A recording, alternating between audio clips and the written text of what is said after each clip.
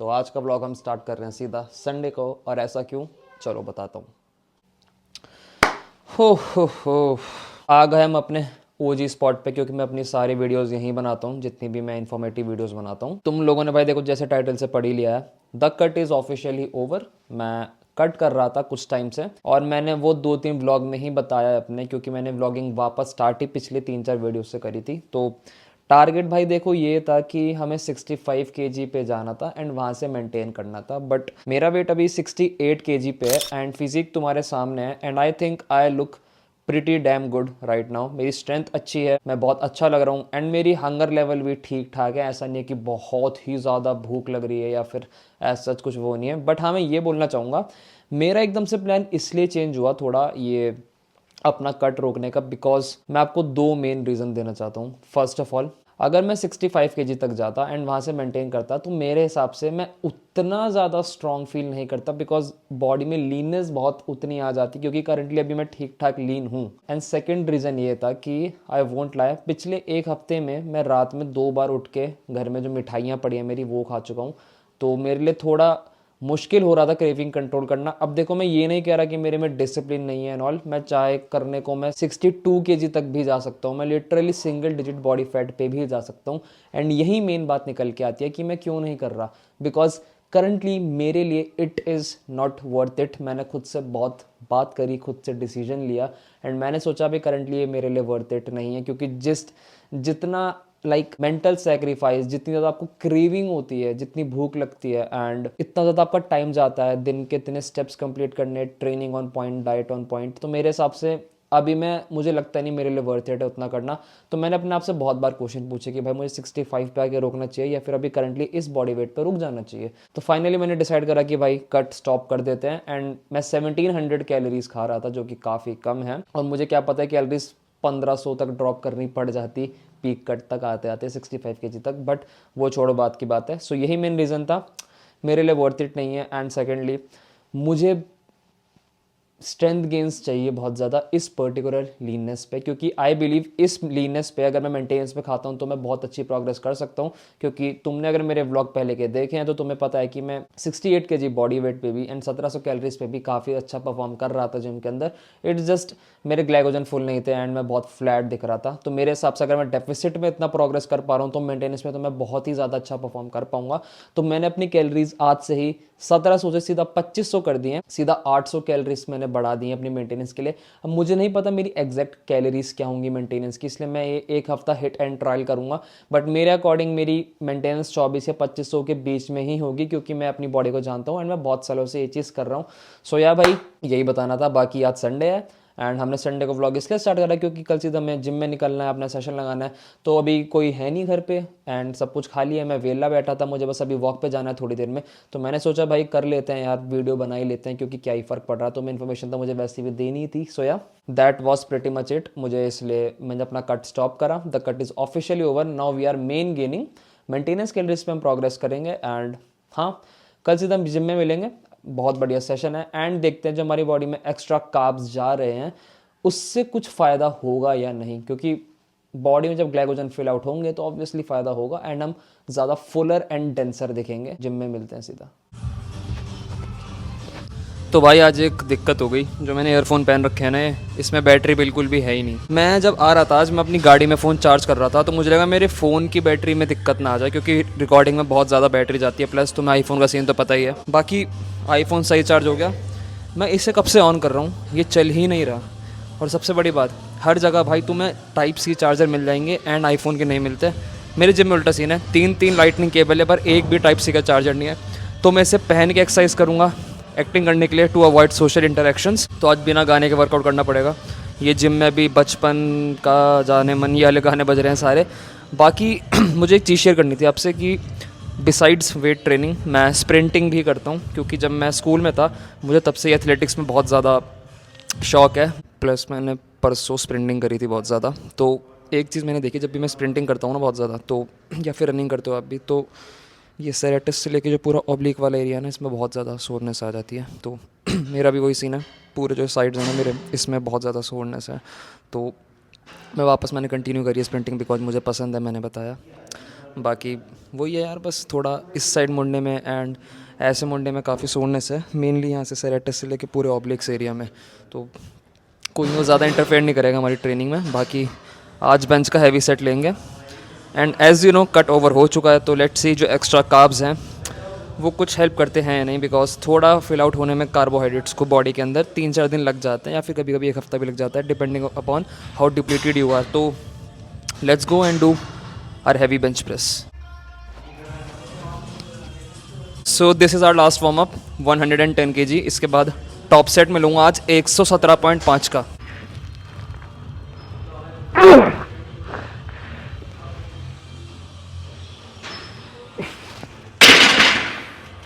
भाई लिटरली ये बेल्ट लगाने में भी ना साइड साइड में दर्द हो रहा था, क्योंकि इतनी सोरनेस है अभी ऑब्लिक्स में। अब मुझे नहीं पता ये मेरे पावर आउटपुट में कुछ इंटरफेरेंस कर रहा है या फिर नहीं, बट थोड़ा सा हार्ड लग रहा है क्योंकि रिकवरी में बहुत दिक्कत आती है। अब काफ़ी लोग पूछते हैं कि भाई मेरी बेंच इतनी अच्छी कैसे है एंड मैं कोई टाइप ऑफ प्रोग्राम फॉलो करता हूँ या नहीं। तो देखो भाई, मैं पावर लिफ्टर नहीं हूँ एंड मैं बॉडी बिल्डर भी नहीं हूँ। मैं बस एक तुम्हारा नॉर्मल सा रिक्रिएशनल जिम गोर हूँ जिसे जिम करना पसंद है। एंड मेरा ऐसा कोई प्रोग्राम नहीं है बेंच में फॉलो करने का। ऐसे I just go by feel कि मुझे कैसा फील हो रहा है, उसके हिसाब से मैं प्रोग्रेस करता रहता हूँ। एंड मैंने आज तक प्रोग्रेस भी ऐसी करी है, मैंने कोई भी स्ट्रक्चर्ड प्रोग्राम आज तक फॉलो नहीं करा, तो मैं फील के हिसाब से चलता हूँ। बाकी अब मैं मेंटेनेंस पे खा रहा हूँ, तो बॉडी धीरे धीरे अडेप्ट करेगी कैलोरीज पे एंड स्ट्रेंथ में थोड़ी बहुत मतलब चेंजेस आएंगे नहीं आएंगे वो नहीं पता, खैर ऑब्वियसली आएंगे ही। तो बाकी टॉप सेट मारता हूँ, आई डोंट नो कैसा निकलेगा क्योंकि इतना ज़्यादा स्ट्रॉन्ग फील नहीं हो रहा, but we gotta do what we gotta do. Sprints ने भाई लाइक मैं एक चीज़ देख रहा था कि वेट ट्रेनिंग ना it's literally the easiest of all the sports. बहुत बंदे इसे बहुत बड़ा बना देते हैं कि वेट ट्रेनिंग है बहुत हार्ड है एंड ऑल। देखो भाई, मैंने दोनों चीज़ें कर रखी हैं, मैं एथलेटिक्स में भी था एंड अब वेट ट्रेनिंग में भी हूँ। तो trust me, athletics sprinting and all ये सब बहुत ज़्यादा हार्ड है compare to this weight training. तो आई डोंट नो भाई इतना बंदा चढ़ा क्यों देते हैं कि वेट ट्रेनिंग ऐसी है वैसी है। तो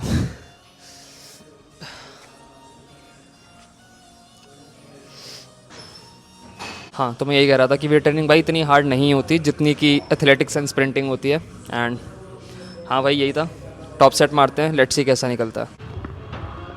छोड़ो बस छोड़ो।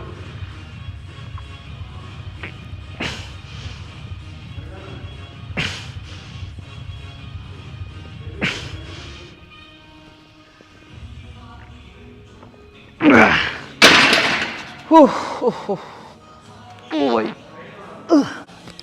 4 रेप सही था, फॉर्म भी अच्छा था, पावर आउटपुट भी अच्छा था एंड स्टेबिलिटी काफ़ी मेंटेन हुई अब की बार। सही था भाई, अच्छा था काफ़ी। बाकी मैं अभी डायरेक्टली लीन बल्क पे क्यों नहीं जा रहा, ये क्वेश्चन है एक।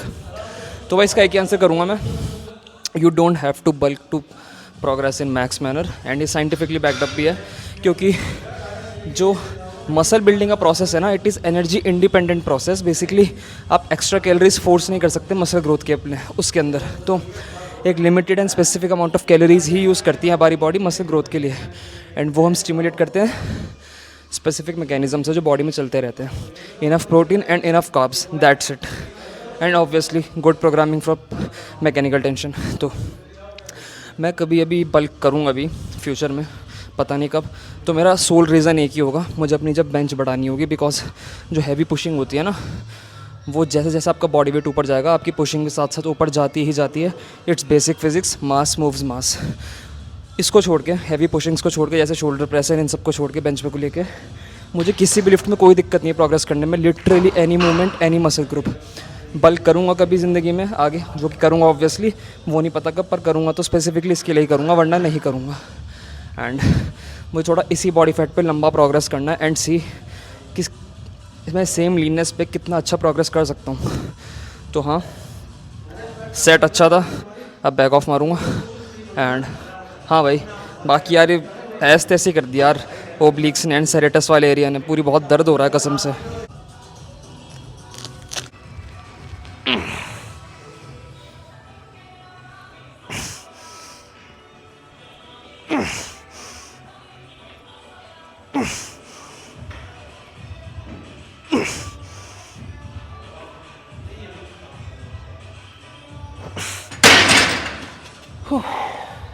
7.5 किलो वेट कम किया था। 110 के ये 5 रेप निकले अब, एंड काफ़ी अच्छे निकले।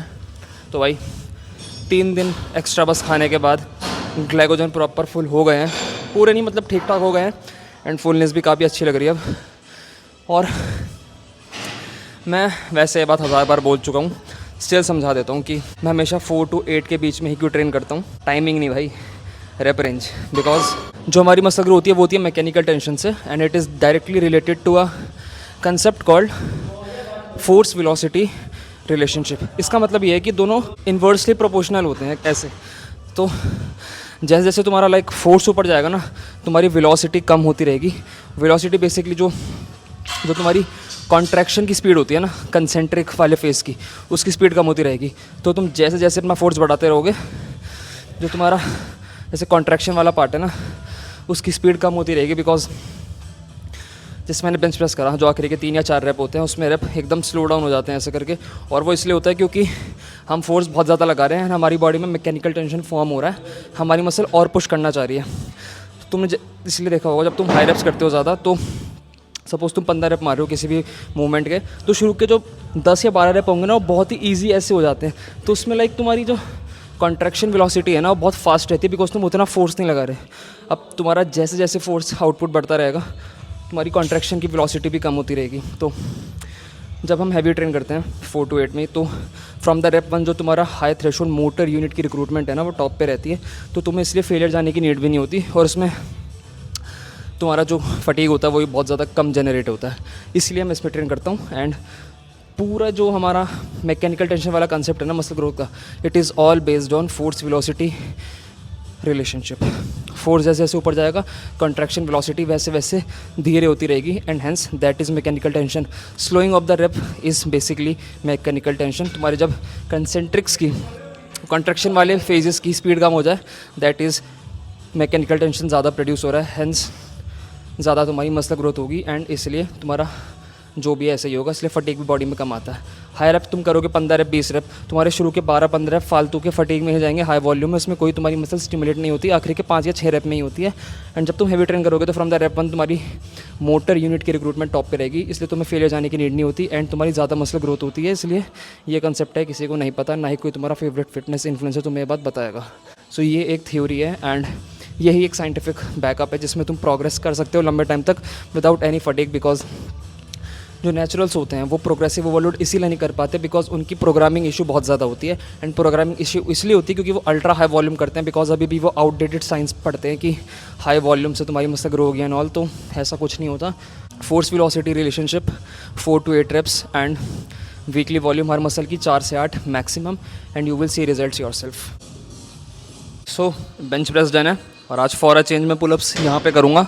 वैसे मैं यूजुअली वहाँ करता हूँ, वो आपको दिख रहा होगा पीछे वाला पार्ट, तो मैं आज यहाँ कर रहा हूँ बिकॉज सेटअप करना थोड़ी इजी होता है, प्लस यहाँ पे लाइटिंग में भी थोड़ी बेटर है। तो आज ट्राई करते हैं हम 45 या फिर 50 kg के 3 रेप ट्राई करेंगे। अगर 50 के 3 आ जाते हैं मतलब ये मेरा PR होगा एक, क्योंकि मेरी 50 के मैंने बस 2 रेप मारे हैं पुलअप्स में, दैट वाज माय PR। तो मैं आपको सीधा वर्किंग सेट दिखाता हूँ अपना, क्योंकि वार्म करने में भाई बहुत ज़्यादा ऊपर नीचे करना पड़ता है। 50 kg के 3 रेप ट्राई करते हैं, आ जाए तो बहुत बढ़िया, 2 आएंगे तो भी कोई दिक्कत वाली बात नहीं है।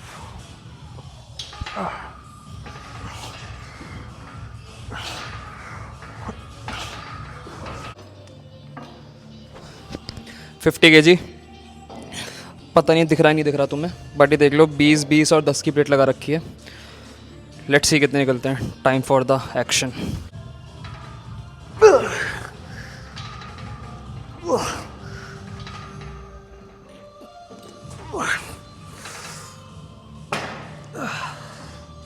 तीन रेप तो नहीं थे, पर 2 रेप भी नहीं थे, 2.5 रेप मान सकते हो उसे। 2.5 रेप 50 किलो आ जाएंगे भाई, 3 रेप जल्दी आ जाएंगे। बाकी तुमने देख लिया फॉर्म वगैरह कैसा था, फुल रेंज ऑफ मोशन था, ठीक है। 2.5 रेप।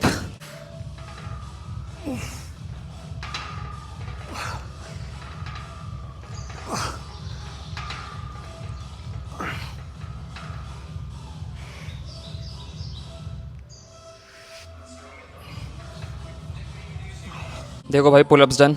बाकी मैकेनिज्म जो लेट पुल डाउन में होता है और एक पुलअप में होता है, दैट इज़ ऑलमोस्ट सेम, तुम्हारी सेम मसल ग्रुप मतलब बिल्ड करती है दोनों। एंड अगर तुम फ्रंटल प्लेन में पुल कर रहे हो, जो कि मैंने बता रखा है, तो तुम्हारे लोअर लेट्स पर ज़्यादा एम्फेसाइज आएगा, ज़्यादा एम्फेसिस होगा।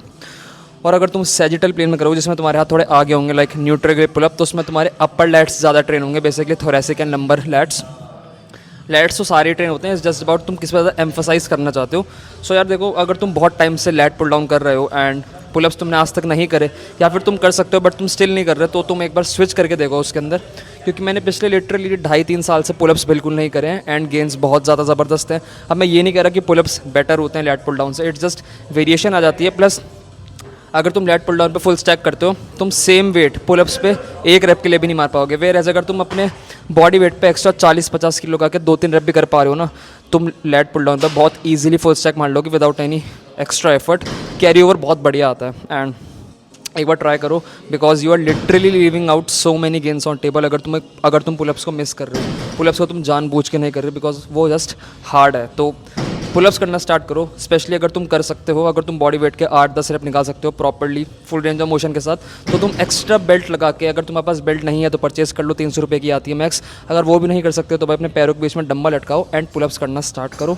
बहुत ही ज़्यादा तगड़े गेंस मिलेंगे तुम्हें एंड जो स्टेबिलिटी एंड कैरी ओवर तुम्हें मिलेगा ना लेट पुल डाउन पे, जब तुम स्विच करोगे कुछ महीनों बाद, तो ट्रस्ट मी, मैं अभी खड़े खड़े फुल स्टैक मार सकता हूँ इसके अंदर एंड तुम्हें पता भी नहीं चलेगा।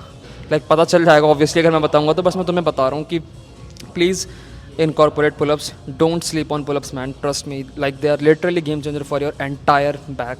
And now for the second and the last exercise for the day for our chest is incline dumbbell press. तो जिन लोगों ने मेरा पहले वाला व्लॉग देखा था उनको पता है कि इसमें लास्ट टाइम क्या पनौती हो गई थी, जिससे मेरा पूरा सेट ख़राब हो गया था, पहला सेट भी एंड दूसरा सेट भी। होपफुली अब क्या वो नहीं होगा, बिकॉज मैंने ऑलरेडी एंगल सेट कर लिया 30 डिग्रीज़ पे। लास्ट टाइम तो भाई जो हुआ था एंड 50s करेंगे एंड लेट्स सी कुछ ज़्यादा रेप्स निकलते हैं या फिर नहीं। निकल जाने चाहिए भाई वैसे तो।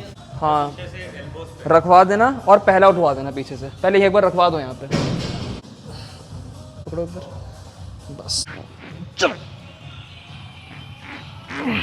बस छोड़।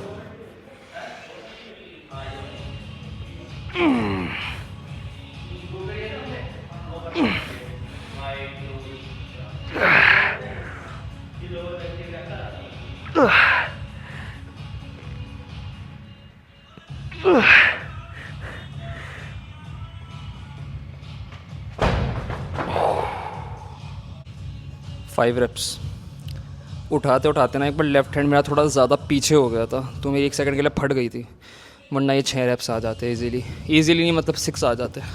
यार एक ना दिक्कत है इस जिम में, पता है क्या, डंबल की जो इंक्रीमेंट है ना वो 20 या फिर 25 तक लेके ना 2.5 के इंक्रीमेंट में, जैसे 5, 7.5, 10, 12.5, 15 एंड सो ऑन।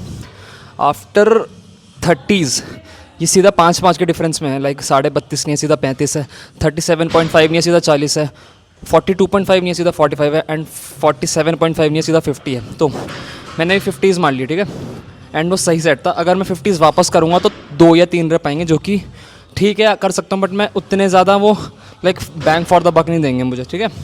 अब बात क्या है, अब मैं 45 पे कर रहा हूँ शिफ्ट बैक, इसके मैं 9 या 10 रेप निकाल लूँगा, तुम्हें दिखा भी दूंगा भी, वही मानना पड़ेगा मुझे। 47.5 वाला डंबल नहीं है, जो एक स्वीट स्पॉट होता है ना बीच वाला 2.5 के इंक्रीमेंट वाला, वो नहीं है। तो 45 थोड़ा हल्का पड़ जाता है एंड 50 थोड़ा भारी पड़ जाता है। तो 47.5 होता तो बढ़िया होता, बट क्योंकि डंबल एक ऐसी मूवमेंट होती है ना, क्योंकि बारबल में अगर तुम कितना भी वेट बढ़ा लो स्टेबिलिटी बन जाती है, क्योंकि अगर तुम्हारा एक हाथ नहीं उठा पाता तो तुम्हारा दूसरा हाथ होता है कॉम्पनसेट करने के लिए उस वाली वीकनेस को, तो तुम रैप कंप्लीट कर लेते हो जैसे तैसे करके। डंबल में तुम्हारा एक हाथ नीचे गया तो भैया तुम नीचे ही रह जाओगे, तुम लाइक कंपनसेट नहीं कर सकते, राइट, क्योंकि तुम्हारे दोनों हाथ इंडिविजुअली एक उस फोर्स को, उस वेट को पुश कर रहे हैं इंडिविजुअली, कोई कैरी ओवर नहीं है, कोई सपोर्ट नहीं मिल रहा है, इसलिए। तो 45 करते हैं अब यार, देखते हैं कैसा जाता है। लास्ट टाइम 9 रेप थे and let's see how it goes.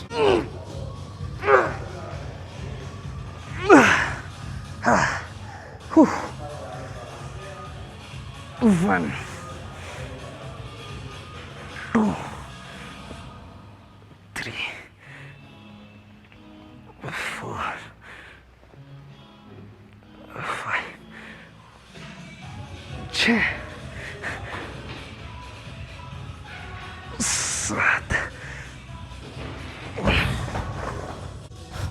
7 rape निकले। नॉट सरप्राइज्ड बिकॉज हमने बेंच में थोड़ा ज़्यादा पुश किया था आज, प्लस 50 से भी 5 रैप मार लिए, क्योंकि लास्ट टाइम जब तुमने देखा होगा व्लॉग मेरा तो उसमें 50 के पास 2 रैप निकले थे, क्योंकि ऑब्वियसली एक पनौती हो गई थी, देख लेना जाके। तो उस चक्कर में एनर्जी उतनी वेस्ट नहीं हुई थी एंड ज़्यादा टैंक में मेरी एनर्जी थी पुश करने के लिए।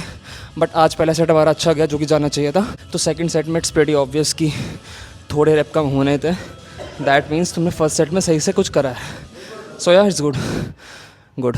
तुमने भाई बहुत बार सुना होगा कि अगर तुम कुछ मूवमेंट, कोई स्पेसिफिक मूवमेंट बहुत लंबे टाइम तक करते हो तो तुम्हें उसे चेंज करना चाहिए, बिकॉज बॉडी को एक शॉक लगता है अपेरेंटली, जिससे तुम ज़्यादा प्रोग्रेस करोगे। But that is complete bullshit, तुम सबको पता ही होगा। नहीं पता तो मैं बता देता हूँ। तुम्हारी बॉडी को मूवमेंट से फ़र्क नहीं पड़ता, उससे मैकेनिकल टेंशन एंड रेजिस्टेंस से फ़र्क पड़ता है। चाहे तुम सेम मूवमेंट 10 साल तक करो, अगर तुम उस पर प्रोग्रेसिव ओवरलोड अप्लाई कर पा रहे हो तो तुम्हारी मसल बिल्ड होगी ही होगी। बट मूवमेंट चेंज करने का एक सबसे बड़ा फ़ायदा जो कि साइंटिफिकली बैकड अप भी है एंड मैंने खुद पे भी एक्सपीरियंस किया है, कि अगर तुम कोई स्पेसिफिक मूवमेंट बहुत लंबे टाइम तक करते हो, उसका मतलब जो तुम स्पेसिफिक मसल फाइबर उस मूवमेंट में यूज़ कर रहे हो ना, वो ऑलरेडी मैक्सड आउट हो चुके हैं। तुम्हारे जो हाई थ्रेशोल्ड मोटर यूनिट हैं ऑलरेडी उन फाइबर्स को मैक्स लेवल पर रिक्रूट कर सकता है, मतलब कर चुके होते हैं। तो तुम और ज़्यादा नहीं कर पाते, हैंस तुम ज़्यादा फोर्स प्रोड्यूस नहीं कर पाते। तो कुछ महीनों बाद या फिर कुछ हफ्तों बाद तुम अगर कोई उस मूवमेंट को सब्सटीट्यूट करते हो किसी और मूवमेंट से जो कि थोड़ी क्लोज है मूवमेंट में उससे, या फिर थोड़ा सेम मसल को टारगेट करती है, बस थोड़ा रेजिस्टेंस प्रोफाइल अलग है, तो वो फ़ायदेमंद हो सकता है। बिकॉज तुमने जो अपने मसल फाइबर रिक्रूट कर लिए थे मैक्स, वो ऑलरेडी मैक्स पे हैं, राइट। पर जब तुम दूसरी मूवमेंट करने जाते हो, नई मूवमेंट, तो उसमें जो तुम्हारे अनट्रेन्ड मसल फाइबर होते हैं जो कि रिक्रूट नहीं हो रखे होते, या फिर हो भी रखे होते हैं तो बहुत ही कम डिग्री पे हो रखे होते हैं, वो रिक्रूट होने स्टार्ट हो जाते हैं। एंड जब तुम लंबे टाइम तक उनको रिक्रूट करते हो, उस पर प्रोग्रेस करते हो, अल्टीमेटली तुम्हारी ज़्यादा मसल ग्रो होगी। एंड लाइक ऑलरेडी तुम सारे मसल फाइबर को रिक्रूट कर रहे हो।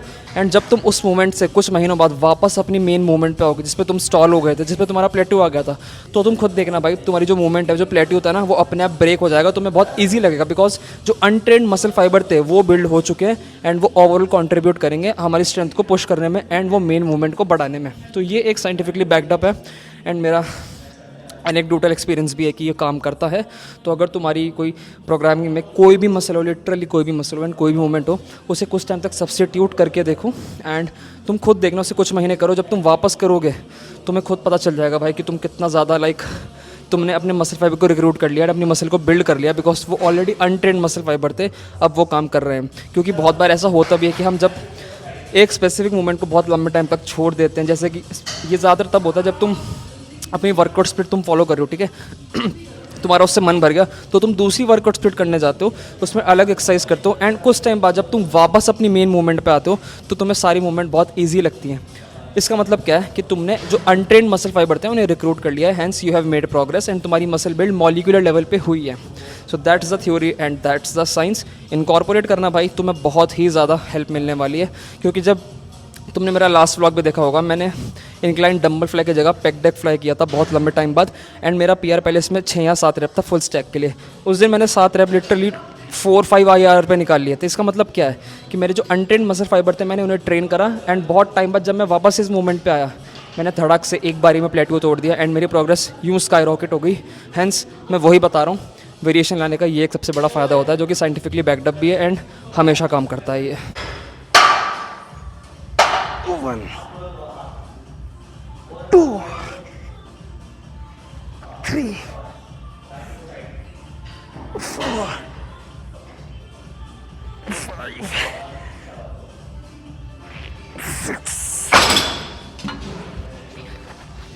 Good 6 wraps. बाकी यार एक बात अच्छी लगी, अभी मीन वाइल जब मैं सेटअप कर रहा था ना, एक बंदा मिला मुझे, उसने बहुत तारीफ़ करी मेरी फ़िज़ीक की कि क्या क्या करता हूँ, चैनल का नाम क्या है नॉल, तो मैंने सब बता दिया। काफ़ी अच्छा लगता भाई जब ऐसे लोग रिकॉग्नाइज़ करते हैं, क्योंकि मैं जो जिम में शूट करता हूँ ना, ऐसे तुम्हें देखने में लगता होगा कि भाई मुझे फ़र्क नहीं पड़ता, कोई देखे ना देखे, जो कि ट्रू है, नहीं पड़ता, शायद तभी मैं वीडियो बना रहा हूँ। बट तुम जिम में ट्राइपॉड लेके, माइक लेके खुद से बात कर रहे हो एंड तुम्हें सब लोग देखें तो कहीं ना कहीं थोड़ा बंदा कॉन्शियस हो जाता है एंड मैं अभी भी होता हूँ।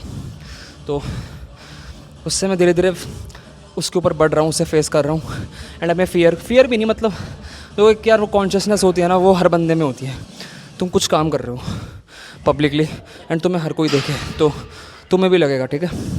बट जैसे जैसे मैं करता रह रहा हूँ, आगे बढ़ रहा हूँ, ऐसे मुझे आदत लग रही है तो मुझे फ़र्क थोड़ा कम पड़ रहा है, इतना नहीं पड़ रहा, यही बताना था बस।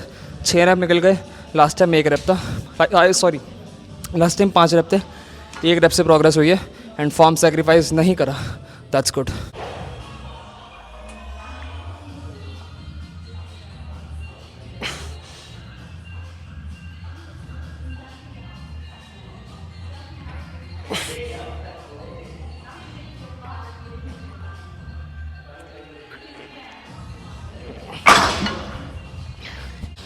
That's a good set. That's a good set.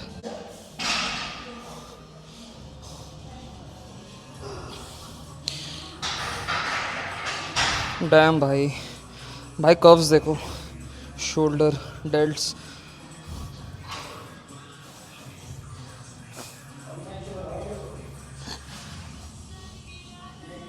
Abs भी दिखा दे थोड़े। Dam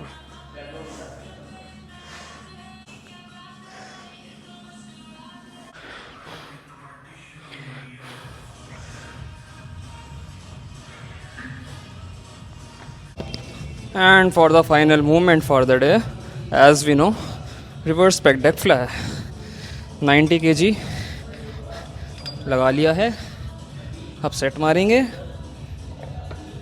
of course.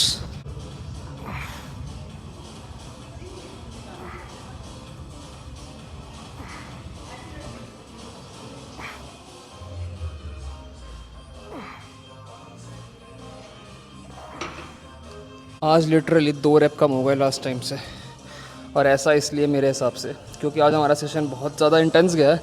वैसे हमेशा ही जाता है, बट आज जो हमारी पुलिंग मूवमेंट थी, पुलअप्स, रोइंग, इन सब पे हमने वेट बढ़ा के एक्स्ट्रा रैप मारे हैं। एंड जिनको नहीं पता, हमारे रियर डेल्ट्स जो है ना, वो सारी ही पुलिंग मूवमेंट में बहुत हैवीली इन्वॉल्व होते हैं।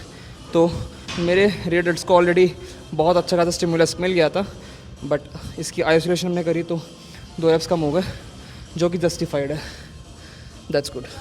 सो भाई आज के लिए इतना ही था, ठीक है। वर्कआउट काफ़ी अच्छा गया, मैंने काफ़ी ज़्यादा आपको नॉलेज दी आज। आई होप सो आपने ऐसे सिंसियरली सुना होगा एंड कुछ सीखा होगा, अपने लाइफस्टाइल में उसे इंक्लूड करो, रूटीन में ऐड करो, एंड आपको बहुत ज़्यादा अच्छे चेंजेस मिलने वाले हैं। अगले ब्लॉग में मिलते हैं बहुत जल्द, कल परसों ही आ जाऊँगा मैं तो वीडियो लेके नहीं। Tata bye bye, take care, ध्यान रखो सब अपना।